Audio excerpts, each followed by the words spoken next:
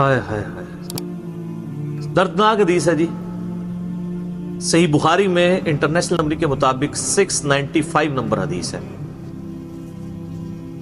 سیدنا عثمان بن عفان رضی اللہ تعالیٰ عنہ علیہ السلام کو باغیوں نے محصور کر دیا اپنے گھر تک اور مسجد پہ قبضہ کر لیا انہوں نے۔ مسجد میں نمازیں وہی پڑھاتے تھے۔ صحابہ کرام علیہم رضوان حاضر خدمت ہوئے اور کہا کہ ہمارے امام تو آپ ہیں۔ امام سے مراد حکمران، لیڈر، حاکم وقت، اور مسجد پہ فتنے کے امام کا قبضہ ہے۔ کیا ہم نماز ان کے پیچھے پڑھیں جنہوں نے مسجد پہ قبضہ کر لیا اور آپ کو بھی مسجد جانے سے روک دیا؟ ہمیں خطرہ ہے کہ اگر ہم نے ان کے پیچھے نماز پڑھی تو ہم گناہ گار نہ ہو جائیں، کیونکہ امام وقت کو چھوڑ کے جا رہے ہیں، اور امام وقت بھی آپ لوگوں کا بنایا ہوا ہے امام وقت یا مفتی اعظم نہیں۔ علیکم بسنتی و سنت الخلفاء الراشدین المہدیین، تم پر میری سنت اور میرے خلفاء راشدین کی سنت لازمی ہے۔ جامعہ ترمذی اور سنن ابی داؤد اور سنن ابن ماجہ میں یہ حدیث موجود ہے، اور ترمذی اور ابو داؤد میں واضح موجود ہے۔ نبی علیہ السلام نے فرمایا کہ میرے بعد خلافت 30 سال تک رہے گی۔ پھر حضرت سفینہ کہتے ہیں رضی اللہ تعالیٰ عنہ علیہ السلام، ترمذی ابو داؤد کے الفاظ ہیں، اپنے شاگرد سے کہتے ہیں یہ سفینہ مولا رسول اللہ ہے، نبی علیہ السلام کے آزاد کردہ غلام، بیٹا گن، ابو بکر کے 2 سال، عمر کے 10 سال، عثمان کے 12 سال اور علی کے 6 سال، یہ کل ملا کر 30 سال مکمل۔ تو شاگرد کہتا ہے کہ یہ آل امیہ کے لوگ کہتے ہیں، بنو زرقا، نیلی آنکھوں والے، بلیاں آنکھیں والے، کہ مولا علی علیہ السلام تو خلیفہ ہی نہیں ہے اور خلافت ان میں ہے۔ تو سیدنا سفینہ کو اتنا غصہ ہے، انہوں نے کہا یہ ان کی پیٹھ سے جھوٹ نکلا ہے جہاں سے ہوا خارج کرتے ہیں۔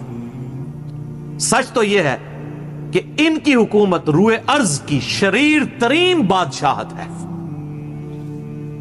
سر اس کا ایک طریق ہمیں المصنف ابن ابی شیبہ میں ملا ہے اسی سند کے اوپر، وہ انشاءاللہ اگلے 5B میں ہم ڈال رہے ہیں۔ یہی الفاظ ہیں۔ اس کے بعد سفینہ کہتے ہیں یہ شریر ترین بادشاہت ہے، اور ان بادشاہوں میں سے پہلا بادشاہ معاویہ ابن ابی سفیان ہے۔ شریر ترین لفظ بول کے کہا کہ پہلا یہ ہے۔ ہم تو چلیں رضی اللہ عنہ ہی کہتے ہیں، وہ ان کے کلاس فیلو تھے تو وہ تو کہہ سکتے ہیں۔ یہ کس نے کہا؟ حضرت سفینہ نے۔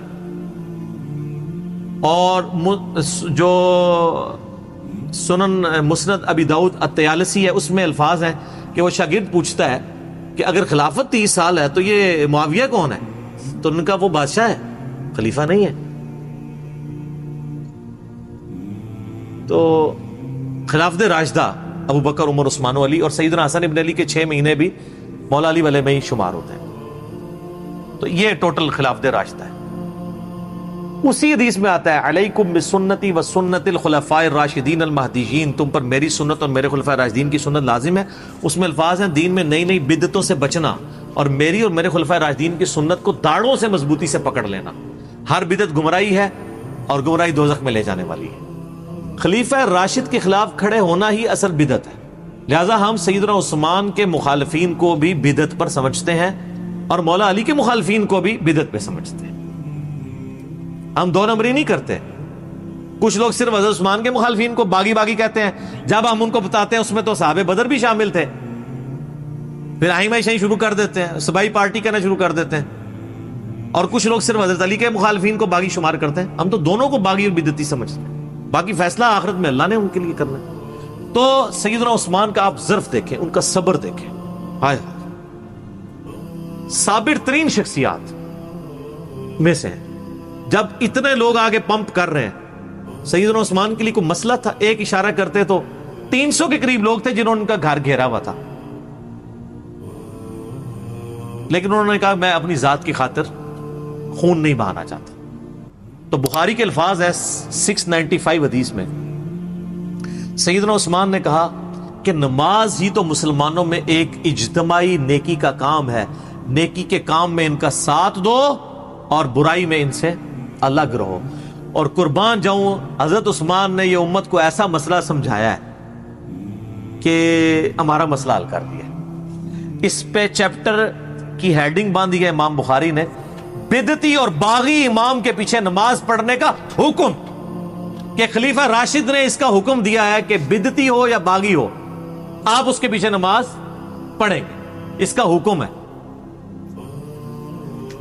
تو میں اسی لیے کہتا ہوں یار یہ جو آج کل کے ہمارے مسلمان ہیں یہ کوئی قاتلین عثمان تو نہیں ہے جن کے پیچھے آپ کہتے ہیں نماز ہی نہیں ہوتی، یہ تو حضرت عثمان کے لیے جانیں چھڑکتے ہیں۔ اہل سنت کے ہاں تو کم از کم کنسنسس ہے نا، تو کیا یہ دیوبندی بریلوی اہل حدیث ایک دوسرے کے پیچھے نمازیں پڑھنے کے لیے تیار ہے؟ یہ علیحدہ بات ہے کہ رمضان نشریات میں پیسے کمانے کے لیے ایک دوسرے کے پیچھے نمازیں پڑھ لیتے ہیں۔ میں نے اشارہ آپ کو کر دیا، آپ کو سمجھ آ جائے گی۔ انہی مولویوں کے کلپ پہلے آئے ہوتے ہیں کہ بریلوی مشرک ہیں، پھر وہ بریلویوں کے پیچھے ہی کھڑے ہو کے نماز پڑھ رہے ہوتے ہیں۔ اب بعد میں پوچھیں گے اپنی پبلک کو کہانی کرائیں گے، ذرا حکمت سمجھا کریں آپ لوگ، میں بعد ہی لوٹا لی سی، تو پھر سیدھی طرح کہ آپ بھی تقیہ کرتے ہیں، پبلک کے سامنے آپ کا دین اور ہے، علیحدگی میں اور ہے۔ اور اگر آپ نے واقعی پڑھ لی تھی تو پھر تو ٹھیک ہے، ہم تو کہتے ہیں جناب کہ دیوبندی بریلوی بھائی بھائی بن جائیں، ہماری تو خواہش ہے۔ یہ بھائی بھائی نہیں بنیں گے تو یہ مسلح واپس کیسے لیں گے حرم میں اپنا؟ نہیں لے سکیں۔ پھر حضرت عیسیٰ علیہ السلام کو حنفی دیوبندی حنفی بریلوی میں سے ایک چوز کرنا پڑے گا، جو شیخ احمد سنندی نے لکھا ہے نا کہ وہ فقہ حنفی کے مطابق عمل کروائیں گے، اور پھر تعویل کیا ہے کہ وہ حضرت عیسیٰ کا اجتہاد بھی امام حنیفہ کے ساتھ مل جائے گا۔ یہ علیحدہ بات ہے، صحیح مسلم میں لکھا ہے کہ وہ اللہ کی کتاب اور تمہارے نبی کی سنت کے مطابق چلائے گا، کیوں اس ٹائم تک کتاب سنت سی نا، یہ چیزیں بعد ہی چاہیے نا، تو ظاہر ہے انہوں نے وہی کچھ کہنا تھا اس وقت۔ تو سیدنا عثمان کا صبر اپنی پیک کے اوپر تھا کہ جو لوگ آپ کے مخالفین ہیں آپ ان کے پیچھے بھی نماز پڑھنے کا حکم دے رہے ہیں۔ اس نے امت میں مسئلہ حل کر دیا۔ امام کعبہ کے پیچھے نماز کا مسئلہ میں نے اس کلپ میں بھی اس کو ڈسکس کیا ہے، اور ریپلائی ٹو مفتی منیب الرحمان صاحب اور امام کعبہ کے پیچھے نماز، میں نے اور کئی مسئلے اس کی نیٹی گریٹیز ڈسکس کی ہیں۔ اور بعض لوگ کہتے ہیں جی وہ صرف بدعتی تھے نا، وہ مشرک تو نہیں تھے، نماز تو رفع الیدین سے ہی پڑھتے تھے نا، یہ کہانیاں پھر دوسری شروع کر دیتے ہیں۔ وہ آپ تو بدعتیوں کے پیچھے بھی نماز کے قائل نہیں ہیں، آپ کی تو ڈاکٹرائن ختم کر دی نا ہم نے۔ اور بدعتی کا لفظ پہلے نمبر پہ کس پہ بولا گیا ہے؟ خلفائے راشدین کے مخالفین پہ، اور وہی خلفائے راشدین کہہ رہے ہیں ان کے پیچھے نماز پڑھو، پھر تو سب کے پیچھے ہی ہو جاتی ہے۔ جو ڈائریکٹ افیکٹنگ ہیں خلفائے راشدین وہ کہہ رہے ہیں ان کے پیچھے پڑھ لو، تو بعد میں اگر اس زمانے میں حضرت عثمان کو جو قتل کرنے آئے اور آپ رضی اللہ تعالیٰ عنہ کو تکلیفیں دی، ان کے پیچھے تو نماز ہو جاتی ہے۔ آج اگر کوئی حضرت عثمان کو برا کہتا ہے تو اس کے پیچھے بھی نماز ہو جائے گی۔ اس زمانے میں انہوں نے خود فتویٰ دے دیا ہے۔ ہاں علمی اختلاف اپنی جگہ رہے گا، ہم اس سسٹم کا حصہ نہیں بنیں گے، لیکن نماز تو ہو جائے گی۔ تو یہ سیدنا عثمان کا ایک صبر تھا، اور ظاہر نبی علیہ السلام نے ان کو تلقین کی تھی اس کی۔ صحیح بخاری میں ایک حدیث موجود ہے، ابو موسیٰ اشعری کہتے ہیں کہ ہم ایک باغ میں بیٹھے ہوئے تھے، اتنے میں باغ کے دروازے پہ دستک ہوئی۔ نبی علیہ السلام نے فرمایا کہ جو کوئی بھی ہے نا دروازے پہ اسے جنت کی بشارت دے دو۔ کہنے دروازہ کھولا تو سیدنا ابوبکر رضی اللہ تعالیٰ اندر آ گئے۔ تھوڑی دیر بعد پھر دستک ہوئی، ٹھک ٹھک۔ آپ فرمایا اب بھی جو آیا نا اسے جنت کی بشارت دے دو۔ دروازہ کھولا سیدنا عمر۔ پھر تیسری دفعہ جب دستک ہوئی تو نبی علیہ السلام فرمایا اب جو کوئی آئے نا اسے جنت کی بشارت دو، لیکن ان مصیبت اور پریشانیوں کے ساتھ جن سے اس کو گزرنا پڑے گا۔ تو کہتے ہیں میں نے دروازہ کھولا تو حضرت عثمان تھے، اور میں نے کہا کہ رسول اللہ نے آپ کے بارے میں یہ کہا کہ جنت ہے لیکن آپ کی جنت تکلیف کے ساتھ جڑی ہوئی ہے۔ تو انہوں نے کہا میں اللہ سے مدد مانگتا ہوں ان فتنوں کے اگینسٹ۔ اسی کا ایک طریق صحیح بخاری میں، اس میں اسی طرح ہی الفاظ ہیں، پہلے حضرت ابوبکر آئے، پھر حضرت عمر آئے، اور اس میں یہ الفاظ ہیں کہ نبی علیہ السلام ایک کنویں کی منڈیر پہ بیٹھے ہوئے تھے۔ پرانے زمانے میں وہ کنویں ہوتے تھے نا، ابھی بھی آپ دیکھیں نا بڑے کنویں ہوتے ہیں، قلعہ اور طاس میں بنے ہوئے ہیں، تو اس کی وہ جو باہر منڈیر نکلی ہوتی ہے نا دیوار چھوٹی سی، اس پہ آپ علیہ السلام بیٹھے ہوئے تھے۔ تو پہلے حضرت ابوبکر کو جنت کی بشارت ملی، نبی علیہ السلام نے ان کو اپنے دائیں جانب بٹھا لیا، حضرت عمر کو اپنی بائیں جانب بٹھا لیا۔ جب حضرت عثمان اندر انٹر ہوئے تو جگہ ختم تھی، تو حضرت عثمان نبی علیہ السلام کے سامنے منڈیر پہ آ کے بیٹھ گئے۔ تو راوی حدیث کہتے ہیں کہ میں نے اس حدیث سے رزلٹ نکالا ہے کہ ابو بکر عمر کی قبریں رسول اللہ کے ساتھ بنے گی، اور حضرت عثمان کی قبر نبی علیہ السلام کے ساتھ نہیں بنے گی، وہ سامنے بنے گی۔ یہ راوی نے بعد میں جب قبروں کے بعد ڈیسائیڈ کیا، یعنی مجھے تابعی ہے تبع تابعی ہے۔ اور سر واللہ سیدنا عثمان کی قبر نبی علیہ السلام کی قبر مبارک کی سیدھ میں، بالکل سیدھ میں بقیع غرقد قبرستان کے اندر موجود ہے۔ اور چند ایک قبریں جو باقی ہیں نا اس وقت اپنی صحیح فارم کے اندر، سنت کے مطابق یہ، یعنی وہ بہت اونچی نہیں ہے، ارد گرد وہ پتھروں کی یعنی فصیل بنی ہوئی ہے چھوٹی سی، وہ ایک بالش جو اجازت ہے صحیح بخاری میں اونٹ کی کوہان جتنی، اور بالکل ڈومیننٹ جگہ کے اوپر ہے وہ، سامنے وہ ارد گرد اس کے کوئی اور قبر بھی نہیں ہے، ڈومیننٹ جگہ پہ۔ پہلے تو خیر سلطنت عثمانیہ کے دور میں مزار بھی اس پہ بہت بڑا بنا تھا، آپ کو پرانی تصاویر مل جائیں گی 1886 کی، وہ تو پھر سعودی حکومت نے توڑوائے، ظاہر ہے وہ خلاف سنت مزار بنے ہوئے تھے۔ تو وہ یعنی سیدنا عثمان کی قبر بالکل صحیح سند سے چلتی آ رہی ہے، اور یہ چونکہ حدیثیں میں نے پڑھی ہوئی تھی نا، میں نے کافی دفعہ سیدنا عثمان رضی اللہ تعالیٰ عنہ کی قبر مبارک پہ اشک بار آنکھوں کے ساتھ حاضری دی ہوئی ہے الحمدللہ۔ تو سیدنا عثمان کی قبر پہ میں یاد ہے، میں اشراق کے بعد ایک بار گیا نا، تو مجھے اچانک یہ حدیث یاد آئی نا، تو میں نے یعنی وہ قبر کے پاس کھڑے ہو کے روضہ شریف کی طرف دیکھا نا، تو بالکل ایگزیکٹ سیدھ میں وہ قبر ہے۔ اللہ تعالیٰ نے ان کو صبر دیا، اور حالانکہ آپ دیکھیں کہ شروع میں اسلام قبول کرنے والے پہلے 10 مسلمانوں میں سے ہیں سیدنا عثمان۔ حضرت ابوبکر صدیق کے یہ بڑے بیسٹ فرینڈ تھے، ان کی دعوت سے اسلام قبول کیا۔ عشرہ مبشرہ 10 جنتی صحابہ میں سے 5 ایسے ہیں جو حضرت ابوبکر صدیق کی دعوت سے مسلمان ہوئے ہیں، ان میں سے ایک حضرت عثمان ہے، یہ پہلے 10 مسلمانوں میں سے۔ پھر آپ کے لیے فضیلت یہ کہ نبی علیہ السلام کی 2 بیٹیاں آپ کے عقد میں، ذوالنورین کا لقب اسی لیے ملا، 2 نوروں والا، نبی علیہ السلام کی آنکھوں کا نور، اس سے وہ دوسرے وہ نور والے مسئلے نکالنے شروع کر دیتے ہیں۔ یہ نور جو ہے وہ وہ محاورتاً لفظ استعمال ہوا ہے، فزیکل نور نہیں ہے۔ ویسے تو ہم نبی علیہ السلام کو نور مانتے ہیں، نور ہدایت ہے، میرا اس پہ بھی کلپ ہے، اِنَّا أَرْسَلْنَاكَ شَاهِدًا وَمُبَشِّرًا وَنَذِيرًا وَدَاعِيًا إِلَى اللَّهِ بِإِذْنِهِ وَسِرَاجًا مُنِيرًا، تو مانتے ہیں چمکا دینے والا سورج۔ اور نبی علیہ السلام کے داماد ہونے کا ذکر سیدنا عثمان کا، یہ آپ کو نہج البلاغہ میں مولا علی کا خطبہ بھی مل جائے گا، جس میں حضرت عثمان کو انہوں نے جو سمجھانے کے لیے آئے تھے کہ بھی تمہاری اس طرح شکایتیں گورنروں کی آ رہی ہیں، پھر اس میں انہوں نے کہا کہ بھئی ابو بکر اور عمر کے جو معاملات تھے اس سے زیادہ تمہیں احتیاط کی ضرورت ہے، کیونکہ نبی علیہ السلام کے ساتھ تمہارا دامادی کا رشتہ بھی ہے۔ یہ نہج البلاغہ میں شیعہ کے ہاں خطبے میں موجود ہے، اور عشرہ مبشرہ میں بھی شامل ہے، جو ابو داؤد ترمذی میں حدیث ہے، 10 بندوں کو ایک مجلس میں نبی علیہ السلام نے جنت کی بشارت دی ہے۔ اس میں پہلے 4 خلفائے راشدین ہی ہیں، ابو بکر، عمر، عثمان و علی، 4 خلفائے راشدین، اس کے بعد طلحہ، زبیر، عبد الرحمن بن عوف، سعد بن ابی وقاص، اور سعید بن زید، ابو عبیدہ بن جراح۔ تو یہ 10 لوگوں کو ایک مجلس میں جنت کی بشارت ملی ہے، اس میں بھی سیدنا عثمان شامل ہے۔ اور سیدنا عثمان کو تو جنت کی بشارت کئی دفعہ ملی ہوئی ہے۔ جامع ترمذی میں، مسند احمد میں حدیث موجود ہے، جب باغیوں نے ان کو گھیر لیا، محصور کر دیا۔ آج میں اس ٹاپک کی طرف نہیں چل رہا، وہ ایک علیحدہ سے ایک سٹوری ہے، ادھر پھر کئی اور چیزیں بھی آئیں گی، تو میں وہ مذاکر کرا نہیں کرنا چاہتا۔ سیدنا عثمان رضی اللہ تعالیٰ عنہ کو مسجد میں جانے سے روک دیا، میٹھا پانی آپ کے گھر پہنچنے سے روک دیا گیا، تو آپ گھر کی چھت پہ کھڑے ہوئے اور انہوں نے خطاب کیا جو لوگ وہاں پہ ان کو گھیرے ہوئے تھے۔ ترمذی میں پورا ڈیٹیل خطبہ موجود ہے، مشکات میں آلموسٹ آپ کو ساری حدیثیں حضرت عثمان کے چیپٹر میں آپ کو 3 جلد میں مل جائیں گی۔ تو ان کا لوگوں، میں تمہیں اللہ کی قسم دیتا ہوں اور اسلام کا واسطہ دے کے پوچھتا ہوں، کیا تمہیں یاد نہیں ہے کہ نبی علیہ السلام جب مدینہ شریف ہجرت کر کے آئے تھے تو مسلمانوں کے لیے میٹھے پانی کا کنواں نہیں تھا، اور نبی علیہ السلام نے کہا تھا کہ کون ہے کہ جو کنواں لے کر وقف کرے اور جنت میں سے بہتر کنواں لے لے؟ تو میں نے اپنے حلال مال سے وہ کنواں خرید کے وقف کیا تھا۔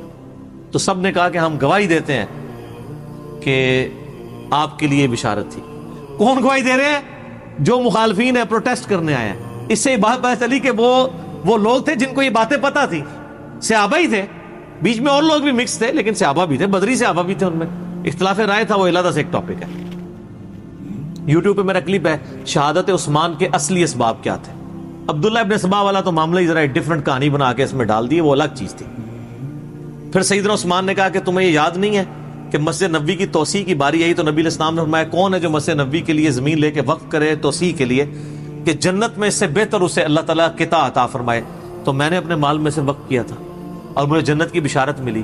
کہ جی بالکل ایسے ہی۔ پھر ان کا جو جیش العسرہ تھا، تنگی والا جہاد، یعنی تبوک، جہاں پہ جہاد فرض ہو گیا تھا ہر مسلمان، کیونکہ رومن امپائر سے ٹکرانا تھا. تو نبی علیہ السلام نے جب چندے کی اپیل کی تھی تو میں نے 1000 دینار نبی علیہ السلام کی جھولی میں ڈرا کے ڈالے تھے، اور نبی علیہ السلام اپنے مبارک ہاتھوں سے یوں ان کو الٹ پلٹ کرتے تھے اور کہتے تھے عثمان جنتی آج کے بعد جو مرضی کرے. تو انہوں نے کہا کہ ہم گواہی دیتے ہیں. سر یہ 1000 دینار آپ کیا سمجھ رہے ہیں کتنی رقم ہوگی؟ کیلکولیٹ کر کے دیکھیے گا. 20 دینار 7.5 تولے سونا ہوتا تھا.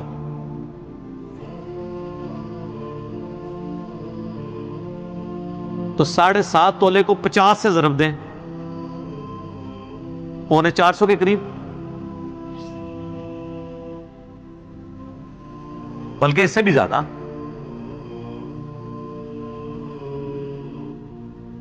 پچاس کو ضرب دیں نہیں 7 سے، 700,350 اور اوپر والا بھی کر لیں، یعنی تقریباً 400 قریب. 350 زیادہ بن جائے گا نا، 7.5 ہے، 450 قریب سمجھ لیں. 450 تولہ سونا. اور آج کل کیا ریٹ چل رہا ہے؟ 70,000 ہے، 70 سے زیادہ. ہاں، تو یہ 2.5 کروڑ سے زیادہ رقم بنتی ہے آج کی. اگر 70 لگائیں گے تو جا کے گھر حساب کر لیجئے گا. 2.5-3 کروڑ رقم بنتی ہے جو حضرت عثمان نے غزوہ تبوک کے موقع پر دی ہے، اور نبی علیہ السلام نے جنت کی بشارت. انہوں نے کہا ہاں جی بالکل آپ کو جنت کی بشارت ملی تھی اس بات کے اوپر. انہوں نے کہا تم مجھے نہ اب یہ یعنی بشارتیں گنواتے جا رہے تھے، اور حضرت عثمان کہہ رہے تھے دیکھو مسجد میں نے وقف کی، مجھے مسجد میں نماز نہیں پڑھنے دے رہے ہو. کنواں میں نے لے کے دیا اور مجھے میٹھا پانی نہیں، مجھے کڑوا پانی پینا پڑتا ہے، مجھے تم پانی تک نہیں جانے دے رہے ہو، اور تم مان بھی رہے ہو ان چیزوں میں مجھے جنت کی بشارت ملی ہوئی ہے. پھر حضرت عثمان نے چوتھا اور آخری سوال کیا، کیا تمہیں یہ حدیث نہیں پہنچی ہے؟ اور یہ حدیث بخاری میں بھی ہے، ترمذی کا یہ والا ایسا کہ نبی علیہ السلام ایک دفعہ غارے پہاڑ ہیرا کے اوپر چڑھے، ہیرا پہاڑ کے اوپر. حضرت ابوبکر، عمر اور حضرت عثمان یہ ساتھ تھے نبی علیہ السلام کے، 4 بندے تھے یہ ٹوٹل. تو پہاڑ جو ہے وہ جھوم پڑا، ہلنا شروع ہو گیا. وہ تو بخاری مسلم حدیث ہے. ہیرا ایک پہاڑ ہے لیکن ہم سے محبت، وہ احد پہاڑ کے بارے میں آتا ہے. احد ایک پہاڑ ہے، ہم سے محبت کرتا ہے، ہم بھی اس سے محبت کرتے ہیں. بعض روایتوں میں احد کا ذکر ہے، بعض میں ہیرا کا ذکر ہے. بال الٹیمیٹلی یہ ہے کہ نبی علیہ السلام نے فرمایا کہ اے پہاڑ تھم جا، اس وقت تجھ پہ 1 نبی، 1 صدیق اور 2 شہید ہیں. 2 شہید کون؟ حضرت عمر اور عثمان. جو مسلم کی حدیث ہے اس میں یہ ہے کہ حضرت علی بھی تھے، طلحہ بھی تھے، زبیر بھی تھے. تو نبی علیہ السلام نے فرمایا کہ اس وقت تجھ پر انبیاء، شہداء اور صدیق کے علاوہ کوئی نہیں ہے. اس سے یہ بھی نبی علیہ السلام نے غیبی خبر دے دی کہ یہ باقی سارے شہید ہونے والے ہیں. حضرت طلحہ بھی شہید ہوئے ہیں جنگ جمل میں، حضرت زبیر بھی، اور مولا علی بھی، اور سیدنا عثمان بھی. تو انہوں نے کہا ہاں آپ کو شہید ہونے کی خبر دی تھی. تو انہوں نے کہا اللہ کی قسم، رب کعبہ کی قسم میں کامیاب ہو گیا. میں نے تم سے یہی منوانا تھا کہ نبی علیہ السلام نے مجھے شہید کہا ہوا ہے، میں شہید ہوں. لیکن خیر ترمذی میں تو ادھر ہی ہے، باقی آپ تاریخی روایتیں پڑھیں گے اور باقی کتابیں دیکھیں گے، اس میں آپ کو ملے گا کہ وہ کہتے ہیں کہ حضرت یہ باتیں ساری صحیح ہیں لیکن اب آپ بدل چکے ہیں. نہیں، وہ جس طرح ہمیں بھی کہتے ہیں کہ حضرت باتیں تو آپ کی ٹھیک ہیں لیکن کے بعد پھر اس طرح کی باتیں شروع ہو جاتی. تو یعنی بدقسمتی جب کسی پہ چھائی ہو. ورنہ دیکھیں ایک شخص جس کی 82 سال عمر ہے اور اس کی زندگی پوری قربانیوں سے تعبیر بھری پڑی ہوئی ہے، کہیں بشری تقاضے کے تحت کوئی مسئلہ مس ہینڈل تو اسے ضرور ہو سکتا ہے، لیکن آپ اس کی نیت کے اوپر یا اوورال پوری زندگی کو تو 0 سے ملٹیپلائی نہیں کر سکتے. یہی وجہ ہے کہ جو ایران والوں نے فلم بنائی ہے مختار سقفی پہ، اس میں بھی جو حضرت معاویہ رضی اللہ تعالیٰ عنہ اور شیعان علی کا اختلاف دکھایا ہے، وہ اسی بات پہ کہ آپ نے خلفاء کے طریقے کو چھوڑ دیا اور اس میں وہ تینوں خلفاء کو رسپیکٹ دیتے ہیں. پھر حضرت علی علیہ السلام کی زندگی کے آخری 10 سال پہ ایک فلم ہے 22 قسطوں پہ، امام علی علیہ السلام. اس میں انہوں نے حضرت عثمان کا بھی چونکہ ان 10 میں سے سمجھ لیں 4-5 سال تو حضرت عثمان کے بھی خلافت کے ہیں. حضرت عثمان کا بھی انہوں نے بڑا پازیٹیو کریکٹر دکھایا ہے اور یہ بتایا کہ اصل کلپرٹ جو ہے وہ مروان بن حکم تھا. حضرت علی حضرت عثمان کو سمجھاتے تھے تو پھر وہ اپنے فیصلوں کو بھی ریورٹ کرتے تھے، یعنی ان کی نیت میں تھی. لیکن ظاہر ہے کہ وہ ایک حضرت عمر والی مینیجریل سکل نہیں تھی. 72 ایئرز کی عمر میں چونکہ خلیفہ بنائے گئے تھے، ایک ایجنٹ تھے. تو بہرحال 82-83 ایئرز ایج ہے اور ایک شخص نے پوری زندگی یعنی اسلام قبول کیا. تو ان کا چچا ان کو مارا کرتا تھا کہ اتنی تکلیفیں کاٹی ہیں، سابقون الاولون میں سے ہیں.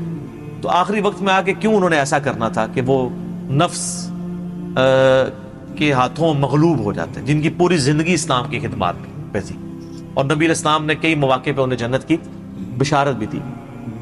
بال انہوں نے اپنے سیلف ڈیفenس میں کچھ بھی نہیں کیا، ورنہ 300 بندے کو ہٹانا کوئی مسئلہ نہیں تھا. لیکن وہ چاہتے تھے مدینہ الرسول میں میری وجہ سے خون نہ بہے.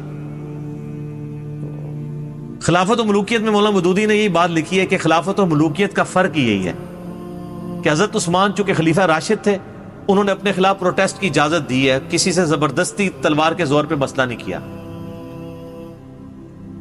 اور دوسری طرف امیر شام کے بارے میں کہ وہ تلوار کی نوک پہ انہوں نے اپنے بیٹے کے حق میں لوگوں کی بیعت کروائی. حضرت علی کی تو تلوار اٹھانا مجبوراً تھی نا، کیونکہ وہ حضرت علی کی ریٹ آف دی گورنمنٹ کو تلوار لے کے انہوں نے جتھا بنا کے چیلنج کیا تھا. وہ تو معاملہ ایک ڈیفرنٹ تھا اور اس کے پریڈکشنز بھی تھی. نبی اسلام حضرت علی کے ساتھ کھڑے تھے. تو سیدنا عثمان رضی اللہ تعالیٰ نے اپنے لیے خون نہیں بہایا، قربانی دی. ترمذی میں حدیث موجود ہے، حضرت عثمان کہتے ہیں کہ مجھ سے نبی علیہ السلام نے ایک عہد لیا تھا، میں اس عہد پہ قائم ہوں کہ میں نے صبر کرنا ہے. اور ترمذی میں یہ ہے کہ نبی علیہ السلام فرمایا عثمان اللہ تعالیٰ تجھے ایک قمیض پہنائے گا، کچھ لوگ اتارنے کی کوشش کریں گے، تم نے قمیض نہیں اتارنی یہاں تک کہ مجھے آ کے ملنا. یعنی مر کے میرے پاس پہنچاؤ گے. تو یعنی وہ صبر بھی کرتا رہے، خلافت سے الگ بھی نہیں ہوئے لیکن صبر بھی کیا. پھر ان تکلیف سے آپ کو ظاہر ہے ایک پوری داستان ہے گزرنا پڑا. پھر ترمذی میں ایک حدیث موجود ہے کہ نبی علیہ السلام نے فرمایا کہ فتنوں کا دور ہوگا، اس فتنے کے دور میں یہ شخص ہدایت پہ ہوگا جو سامنے جا رہا ہے. تو وہ صحابی کہتے ہیں کہ وہ جو شخص جا رہا تھا اس نے اپنے سر پہ چادر اوڑھی ہوئی تھی، تو مجھے وہ نظر نہیں آیا کون ہے. تو میں آگے جا کے چادر ہٹا کے دیکھا تو حضرت عثمان تھے. تو پھر میں نے حضرت عثمان کا چہرہ نبی علیہ السلام کی طرف کر کے کہا یا رسول اللہ اسی شخص کے بارے میں آپ کہہ رہے ہیں. انہوں نے پورا وہم کڈیا کہ حضور نو پلیکھا لگ گیا ہوئے. تو انہوں نے ان کا چہرہ بھی نبی علیہ السلام کی طرف کر کے کہا، آپ فرمایا ہاں. تو اسی وجہ سے ہم ان کو خلیفہ راشد مانتے ہیں اور ان کی بے احترامی کسی طریقے سے بھی ایکسیپٹیبل نہیں ہے. جو کچھ اسلام کے لیے ان کی خدمات ہیں اور جس لیول پہ انہوں نے یعنی کوئی موقع نہیں جانے دیا قربانی کا.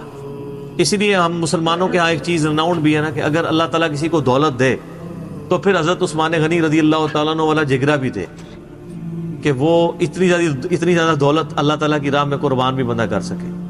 کہنا تو آسان ہے لیکن بڑا مشکل کام ہے، بہت مشکل کام ہے. تو یہ سیدنا عثمان کا ایک ویژن تھا جی. 695 نمبر حدیث سے کہاں بات چلی گئی کہ انہوں نے کہا نمازیں ان کے پیچھے پڑھو، نمازوں میں ان سے الگ نہ ہو.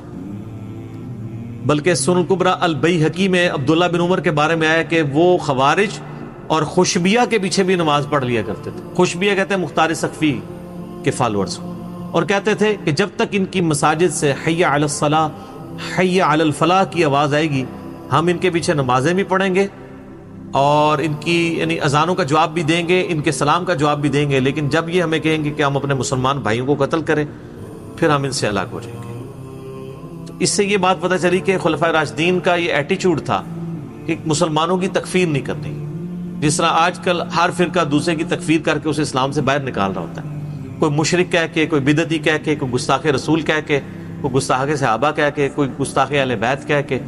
یہ گالیاں رکھی ہوئی انہوں نے ادبی قسم کی لوگوں کو نکالنے کے لیے، اور نکالنے کے لیے صرف داخل کرنے کے لیے کچھ بھی نہیں کرتے. یہ ساری ایفرٹ نکالنے کے لیے. صحابہ کرام کی ساری ایفرٹ ہوتی تھی کہ لوگوں کو داخل کیا جائے دین میں، ان کی پوری ایفرٹ ہوتی ہے نکالنے کے اوپر. مولا علی کی خلافت سٹیک پہ خوارج نے لگائی ہے، اور آپ المصنف ابن ابی شیبہ کھول کے دیکھ لیں.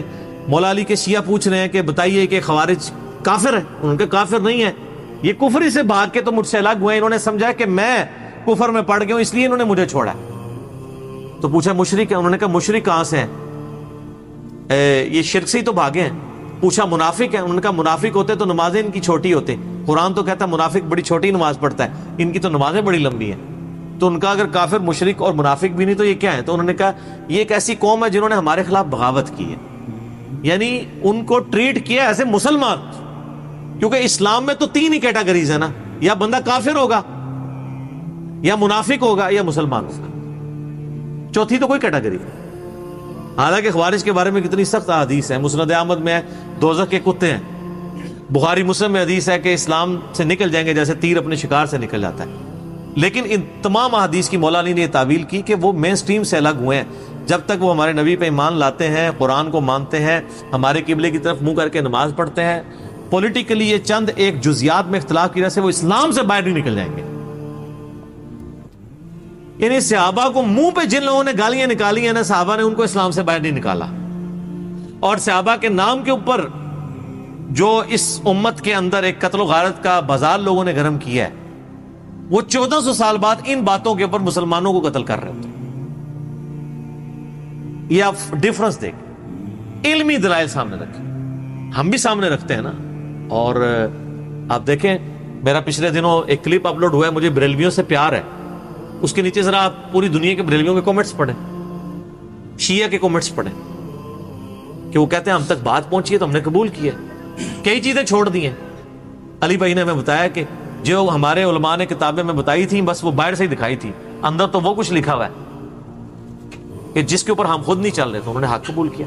تو ہمارا کام بھی ہے اگر کسی کو کوئی اختلاف ہے، کوئی ایسا ایشو ہے، وہ اس کو یعنی پبلکلی ہائی لائٹ کر دیں، شان کے طور پہ بیان کریں، شانیں آپ صحابہ کرام کی، اہل بیت کی بیان کریں، لوگ ضرور ایکسیپٹ کریں گے۔ میں اپنی گفتگو کو سیدنا عثمان کی شان میں ایک بڑی کرٹیکل حدیث ہے اس کے اوپر کنکلوڈ کرتا ہوں۔ صحیح بخاری مسلم دونوں موجود ہیں۔ عائشہ کہتی ہیں کہ نبی علیہ السلام گھر میں بیٹھے ہوئے تھے تو نبی علیہ السلام کیجول حالت میں تھے، یعنی آپ کے کپڑے جو تھے وہ کیجول تھے، ایک چادر تھی جس سے آپ نے اپنے جسم کو لپیٹا ہوا تھا، جس سے ریلیکس ہو کے گھر میں بندہ ایسے بیٹھا ہوتا ہے۔ اتنے میں حضرت ابوبکر نے اجازت مانگی اندر آنے کی تو آپ نے اجازت دے دی، پھر وہ چلے گئے، پھر حضرت عمر آئے، اجازت مانگی، وہ چلے گئے، تھوڑی دیر بعد حضرت عثمان آئے تو نبی علیہ السلام نے اٹھ کے بیٹھ کے اپنے کپڑوں کو سیدھا کیا، اور یعنی وہ پنڈلی وغیرہ جو یعنی آپ ریلیکس کی بجائے تھوڑے اٹینٹو موڈ میں آ گئے۔ تو سیدہ عائشہ یہ آبزرو کر رہی تھی، پھر حضرت عثمان آئے، اپنا مسئلہ بیان کیا، چلے گئے۔ تو اما عائشہ نے کہا یا رسول اللہ صلی اللہ علیہ وسلم، حضرت ابوبکر عمر کے لیے تو آپ نے ایسا نہیں کیا۔ آپ نے فرمایا کہ عثمان جو ہے نا وہ بڑا حیا والا ہے، مجھے پتا ہے کہ اگر وہ مجھے اس طرح ریلیکس حالت میں دیکھتا تو بات اس سے بات بھی نہیں ہونی تھی، اس نے واپس چلے جانا تھا، اور میں اس سے حیا کیوں نہ کروں جس سے فرشتے بھی حیا کرتے ہیں۔ بعض لوگوں میں بلٹ ان بہت حیا والا مادہ ہوتا ہے نا۔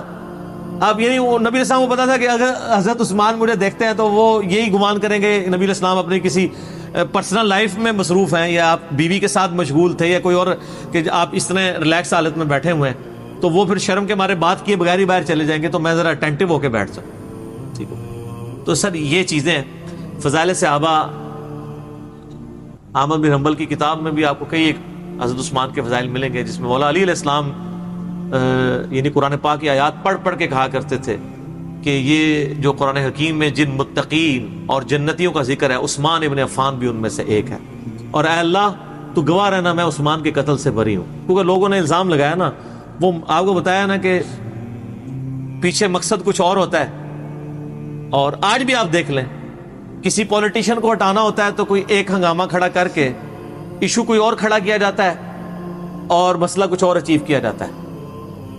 اس طریقے سے کسی وزیر کو ہٹانا ہوتا ہے، یہی کچھ کیا جاتا ہے، کسی جج کو ہٹانا ہوتا ہے، کوئی اور بہانہ گڑا جاتا ہے اور مقصد ہٹانا ہوتا ہے۔ تو اس وقت بھی چونکہ مقصد کچھ اور تھا آل امیہ کا، تو حضرت عثمان کا قتل جو ہے نعوذ باللہ حضرت علی کے متھے مار دیا ہوا تھا ان لوگوں نے۔ تو وہ تو خیر ہم نے کھول دیا، ہماری لیٹسٹ مجلس 63 میری ریکارڈ ہوئی ہے 6.5 گھنٹے کی، کالے بیک گراؤنڈ کے ساتھ، سرخ کرتے میں اور وائٹ پگڑی، ٹھیک ہے۔ اس کا نام ہے سنی شیعہ اختلاف اہل سنت کی کتابوں میں، اہل بیت اہل سنت کی کتاب۔